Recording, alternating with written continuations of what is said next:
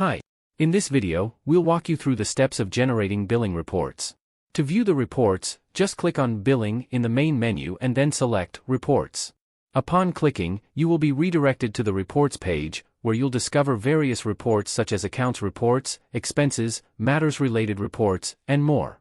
Using the filters in every report, the user can specify the needed data and filter the generated data as desired. To start with, the expenses report encompasses the statement of expenses and the expenses per client report, illustrating the total accumulated expenses for each client. Going to the chart of accounts, this report consolidates all the accounts within the system, presenting them in a grid format alongside their available balances. Moving forward to the accounts receivable, this report displays a comprehensive list of transactions, including paid invoices, partially paid invoices, and overdue invoices, filtered by date. It provides corresponding details such as the client's name, the total amount, and the remaining balance of these transactions.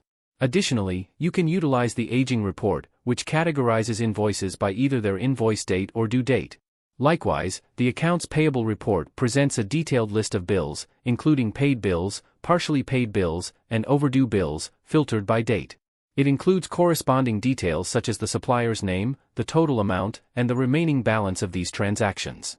Additionally, you have the option to utilize the aging report, which categorizes bills based on either their bill date or due date.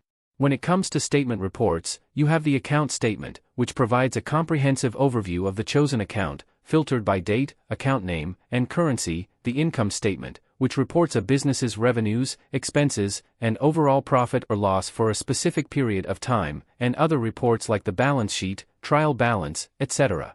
For matter-related reports, there is the judgment value versus matter value per client report, displaying the accumulated amounts of matter values, total expenses, total judgment, and total recovered for each client. Additionally, there is the work in progress report, which showcases all uninvoiced time entries, expenses, or bill items, along with time logs per month. Furthermore, there is a profitability assessment report available. Lastly, the bank reconciliation report reconciles the balances in the entity's accounting records for a cash/bank account with the corresponding information on a bank statement. For more information about LEXZUR, kindly reach out to us at help@lexzur.com.